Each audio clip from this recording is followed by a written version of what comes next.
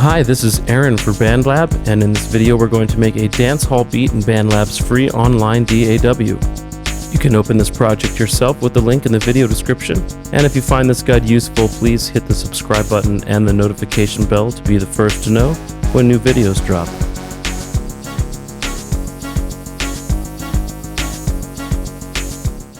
I begin by setting the project tempo to 102 BPM and the project key to C# major. I create a new virtual instrument track and select the Creator Kit's Afro Beat Kit, which has a kick sound I think will work well for this beat.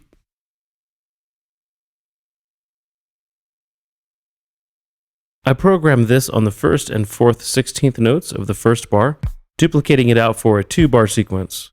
To duplicate MIDI notes and MIDI or audio clips in BandLab, hold Option on Mac or Alt on Windows and drag them over.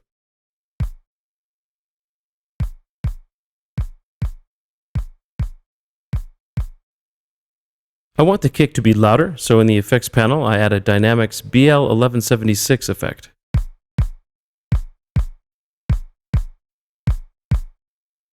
For the snare, I create another virtual instrument track and this time select Drums, Drum Pads, Classic House Kit. This kit has a snare with a real smack that I think will work well with a dancehall vibe. I sequence this halfway through the 2nd and 4th beats of the bar.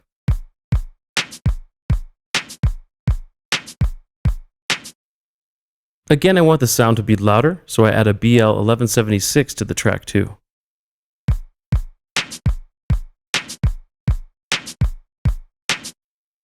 For hi-hats, I make another instrument track and this time select the vintage hip-hop kit.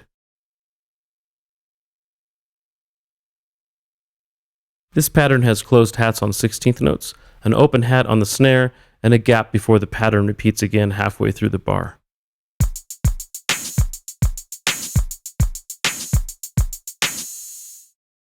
I'm not feeling the unbalanced stereo feel of the hat, so I add a modulation Little Rock phaser effect, which makes the hats more central and gives them a swirling textural movement.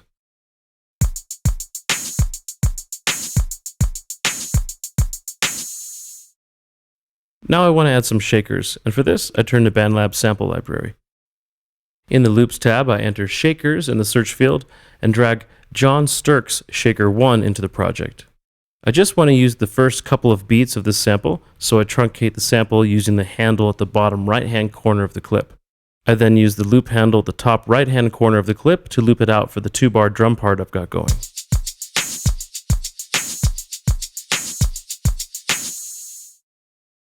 Before I go any further, I want to balance the drum sounds I've got in the mix. I set the kick to -1 dB, the snare to -3 dB, the hats to -6 dB, and the shakers to -8 dB.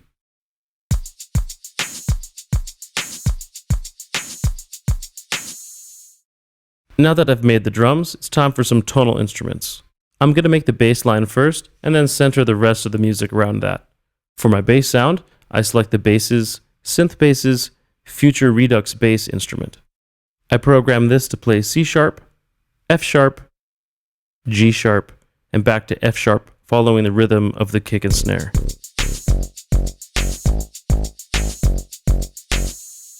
I turn this track down to -3 dB to balance it with the drum sounds. I want a synth sound to drive the track, and for this I select basses, synth basses, party bass. I program this on 16th notes following the bass line. However, there's a little problem. While this patch has the square style character I'm looking for in the mids, it's got a huge subby low end that's going to clash with the existing bass line and totally overwhelm the mix.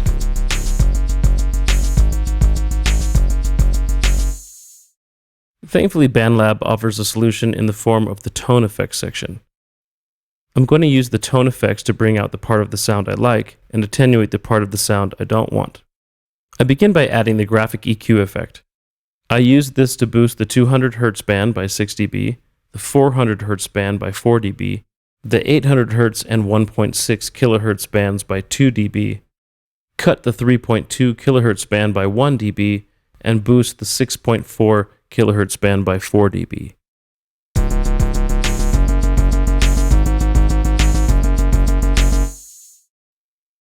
This brings out the chunky square tone of the patch, but it doesn't remove the weighty sub. For that, I add a multi-filter effect, put it into high-pass mode, and set the frequency to just above 100 Hz. This removes the subby low end, and now I have the driving mid-range synth sound I wanted.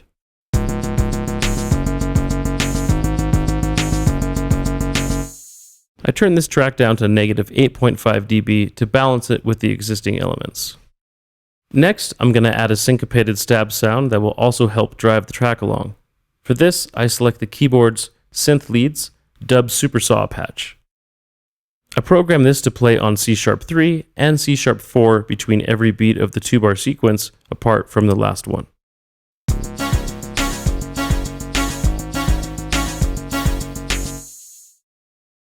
This sound has a long, loose tail, so to tidy it up, I add a Dynamics noise gate effect, setting the threshold to negative 21.7 dB and turning the release all the way down.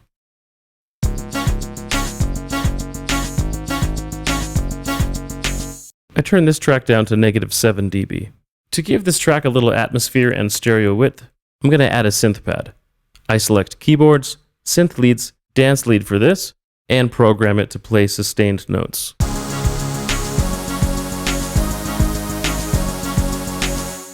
This sounds pretty full, but I just wanted to provide some background flavor, so I call on the graphic EQ again, this time using it to cut the 100 Hz band by 10 dB, the 800 Hz band by 6 dB, the 1.6 kHz band by 10 dB, and the 3.2 kHz band by 11 dB.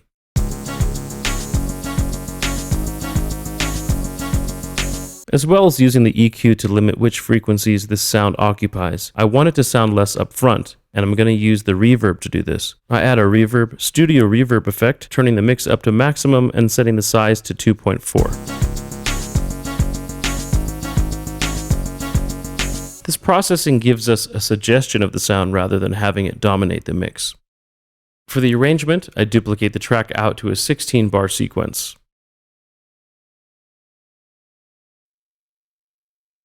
I want to create two 8-bar sections, so for the first 8 bars, I delete the stab and the pad.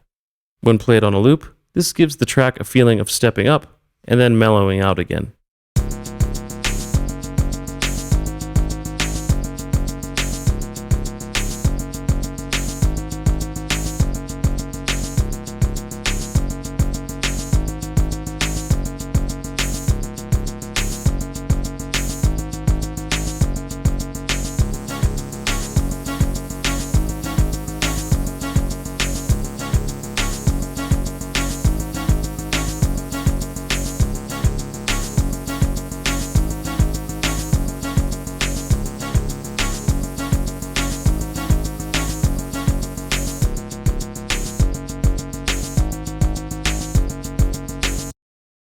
I'd like a hook to lead into the stepped up section, so I add a new instrument track and set this to Keyboards, Synth Keys, Retro Synth Brass. This plays for just the last bar and follows the bass line with some extra notes added to funk it up a little.